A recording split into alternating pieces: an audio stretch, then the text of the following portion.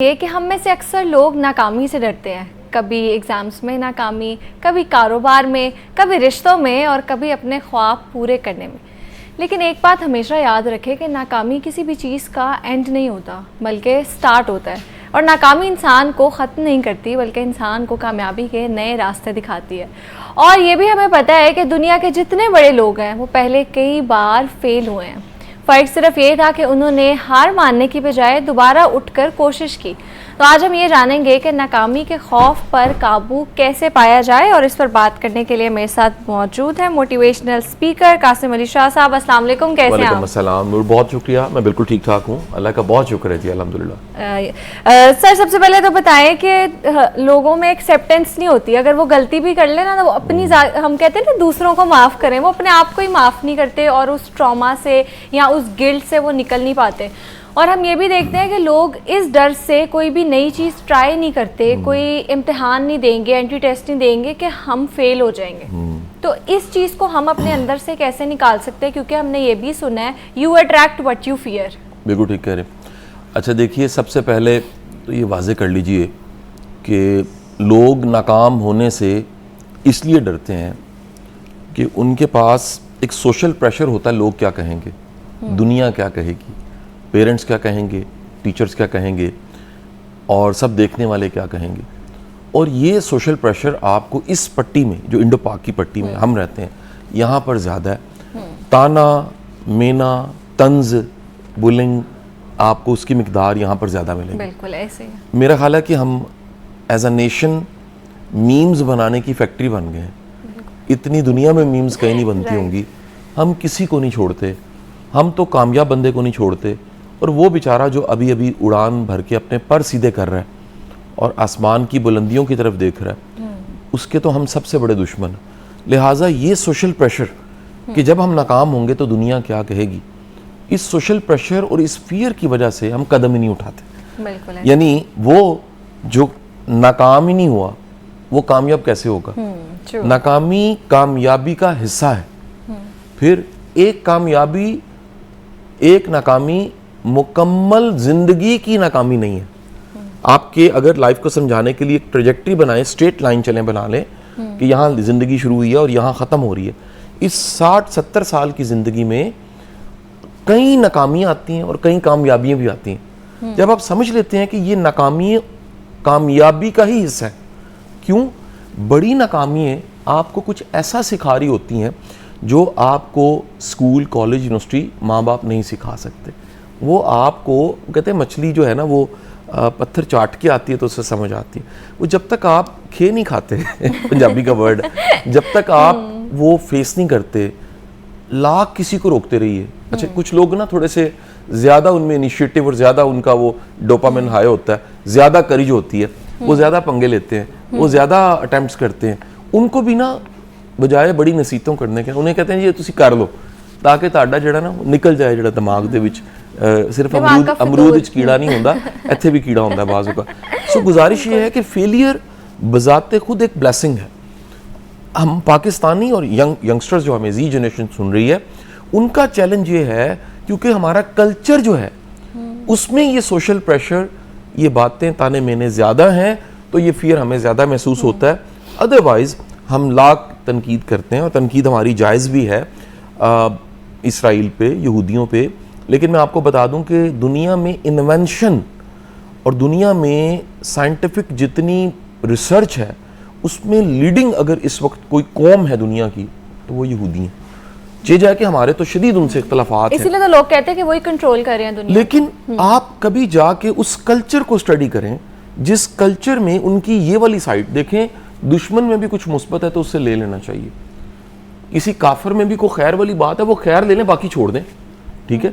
और जब गज़वा हम देखते हैं जिसमें कुछ कुफार जो थे वो कैदी बन के आए, तो सरकार दो आलम सल्लल्लाहु अलैहि वसल्लम ने उनको ये एक ऑप्शन दी कि आप हमारे बच्चों को तालीम दे दीजिए, सिखा दीजिए, आपको हम रियायत देंगे और कैद आपकी ख़त्म हो जाएगी, आपको रिहाई मिल जाएगी। मेरा सवाल ये है कि वो जो कैदी आए थे वो तो पहले कलमा गोनी थे, काफिर थे। उन्होंने आके कोई दीन याद तो नहीं पढ़ानी थी, उन्होंने साहसत्ता तो नहीं पढ़ानी थी, उन्होंने कोई फतवा तो नहीं पढ़ाना था, उन्होंने कोई हदीसें और कुरान तो नहीं पढ़ाना था, उनके पास दुनियावी इल्म थे। और हजूर की ज़ात गिरामी ने तब इल्म को इतना अहम समझा कि आप सरकार दो आलम वसल्लम की ज़ात गिरामी ने फरमाया कि अगर आप ये सिखा दो जो आप जानते हो हमारे बच्चों को, तो आपको रिहाई मिल जाएगी। यहूदी से भी सीखना है तो सीखे ना, सीखने वाली बात क्या है? उस कल्चर में गलती को इनकरेज किया जाता है। आप बड़े तब हो, बड़ा तब आपको माना जाता है आपके फेलियर ज्यादा है। और इस गलती को इनकरेज करने की वजह से आप इन्वेंशंस को देखिए, आपको वेस्ट में ज्यादा मिलेंगी। और वो पिछले 500-600 साल की जितनी इन्वेंशंस है, जिसमें हम एक सिर्फ एडिसन को कोट करते हैं कि 9,999 दफ़ा अटेम्प्ट की बल्ब बनाने की। और किसी ने पूछा एडिसन से कि तुम इतनी बार फेल हुए? उसने कहा नहीं, मैंने 9,999 वो मेथड भी बना दिए, तरीके बना दिए जिससे बल्ब नहीं बनता। यानी एक मनफी चीज को भी उसने एक मुस्बत जाविये से देखा। आपकी इत्तला के लिए अर्ज़ है, एडिसन की कुल इजादात 1249 है और 1249 में सिर्फ आप बल्ब को कोट करते हैं, बाकी आपको पता ही नहीं है ज्यादातर लोगों को। मेरी इंफॉर्मेशन ये, जितना मैंने एडिसन को पढ़ा है, उसकी ऑटोबायोग्राफी पढ़ी, बायोग्राफी पढ़ी और जो उस पर मेरी रिसर्च है, उसकी 1200-1250 इजादात में अक्सर में फेलियर्स है। फेलियर के बाद कामयाबी थी। और ये इतना फितरती अमल है, ये बिल्कुल ऐसी, कोई कहे जी मैं गाड़ी चलाऊंगा और मेरे टायर नहीं घिसेंगे, कोई कहेगी जी मैं पैदा ही हूंगा तो चलने लग पड़ूंगा। भाई आप रिड़ते हो, पकड़ के चलते हो, गिरते हो, उसके बाद चलना शुरू होते हो, फिर दौड़ना शुरू होते हो, फिर आप चलने का भी एक आर्ट सीखते हो। और अगर आप में स्पोर्ट्स जीनियस हो तो फिर आप चैंपियन बनते हो, आप 100 मीटर की रेस जीतते हो। लेकिन आप दुनिया का कोई बच्चा या कोई माँ बाप ये उम्मीद नहीं करते कि बच्चा पैदा होगा साथ ही भागेगा और वो मंजिल पे पहुंच जाएगा। पैदा होगा, गोद में होगा, रिड़ेगा, चलेगा, गलतियां करेगा, सीखेगा। जिस तरह चलना आपने बहुत सी गलतियों से सीखा, जिंदगी के हर शोबे में गलतियों से सीखना और कामयाबी, ये साइकिल है। गलती मैं नहीं कहता जान के करनी चाहिए, जान के नहीं करनी चाहिए, लेकिन जो हो गई उनसे सीखें। ठीक है जी, उनसे सीखें, लर्न करें। वो गलती, मैं गलती को गलती भी तब मानता हूं, वो गलती जिसे आपने सीखा नहीं, असल में वो गलती थी। बिल्कुल सीखा नहीं तो गलती थी। अगर आपने गलती से सीख लिया, सीख के आप असूल बना के आगे चल पड़े, तो आपकी कामयाबी यकीनी है। बिल्कुल ऐसी है। अच्छा कासिम साहब, ये बताएं कि कुछ लोग बहुत जल्दी गिव अप कर देते हैं। अगर एक दफ़ा उनसे कोई चीज़ नहीं हुई, वो फ़ौरन दिल हार के बैठ जाते हैं और उनके अंदर ये चीज़ होती नहीं है कि मैं दोबारा कोशिश करूं। तो इस चीज़ को हम ख़त्म करके कैसे हम इसको थोड़ा पॉजिटिव एंगल में लेके आ सकते हैं? जैसे आपने बात की, अगर गलती से सीखे तो फिर तो वो गलती नहीं है ना।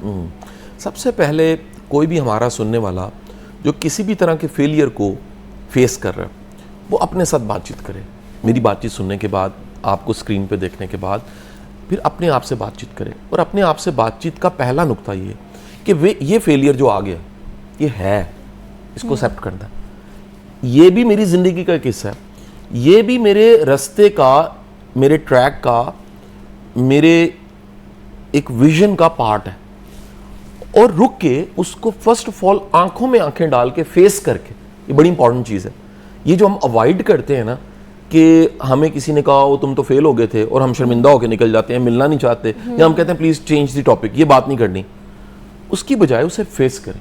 आप माने, मैं आपको बड़े दावे से एक बात, ये बड़े वसूख से बात कह रहा हूँ नूर, कि कोई भी इंक्लूडिंग मी यहाँ बैठा है, उसकी ज़िंदगी में कितने फेलियर्स होंगे, कितने ब्लंडर्स होंगे। कई ब्लंडर्स गले पड़े होंगे, कई ब्लंडर्स की वजह से ट्रॉलिंग हुई होगी, कई ब्लंडर्स जो है वो टॉप ट्रेंड हुए होंगे। मैं वैसे स्क्रीन पे हूँ और ये मुझे कहते हुए कोई शर्म महसूस नहीं हो रही, क्योंकि मैं पहले ही कह चुका हूँ जिंदगी का हिस्सा है। मैं ट्विटर पे नेगेटिव टॉप ट्रेंड 3 बार हूँ लाइफ में। पूरे मुल्क में टॉप ट्रेंड, यानी नंबर 1 आप ट्रेंड हो रहे हो और नेगेटिव ट्रेंड हो रहे हो। और उसमें 2 दफा का जो वाकया है, वो जो प्रोजेक्ट किया जा रहा है वो है ही नहीं। और मुझे किसी ने कहा बिल्कुल जवाब नहीं देना, थोड़ा सब्र करें, वो खुद ही जो है, क्योंकि कुछ मिलेगा ही नहीं तो वो खत्म हो जाएगा। 3rd टाइम पे मुझे जवाब भी देना पड़ा और मुझे टाइम लगा, उस क्या लीजिए टॉप ट्रेंड से होते नीचे आते आते दिन लग गए। लेकिन मैंने ये समझा कि आप किसी भी तरह की हमाकत से सीखते हैं। अगर आप ऑन स्क्रीन ही आके कह देते हैं कि मैं मानता हूं, देखें आपकी जितना फेम है ना, उतना बड़ा ही आपका क्राइसिस होता है। जितना आपका कद है ना, आपके प्रॉब्लम का साइज भी उतना ही बड़ा होता है। ये कभी नहीं हो सकता कि आप का कद काट जो है, मैं समझाने के लिए सिर्फ कह रहा हूँ, वो 6 फीट है और आपकी प्रॉब्लम का साइज 2 इंच हो, नो, या 1 इंच हो या सेंटीमीटर हो, वो कद आपके समझाने के लिए आपके कद से बड़ा प्रॉब्लम होगा। अब पॉजिटिव थिंक किया, जैसे आप आंखों में आंखें डालते हैं, फेस करते हैं और एडमिट करते हैं हाथ खड़े करके कि आई एम सॉरी, ये है, अब ये मेरी जिंदगी की हकीकत है और इससे मैंने ये सीख लिया। और अगर वो गुनाह है तो तौबा कर ली, और अगर वो कुछ सोशली सिन है, ये एक बड़ी अहम मैंने टर्म बोली है, हमारी हम जिस समाज में रह रहे हैं नूर, इसमें सोशल सिंस बहुत से हैं, बहुत से लोग जो हैं वो समाज क्रिटिसाइज कर रहे हैं, वैसे कोई बुरी बात नहीं है, बड़े सच ऐसे हैं जो आप बोलेंगे ना तो आपको लोग बुरा भला कहेंगे, क्योंकि सोशली वो झूठ सच समझे जा रहे हैं। बिल्कुल ठीक है जी, तो आप एडमिट करें, फिर आगे निकलें और पूरी एनर्जी अपनी लगाएं अगले गोल पे, अगले टारगेट पे।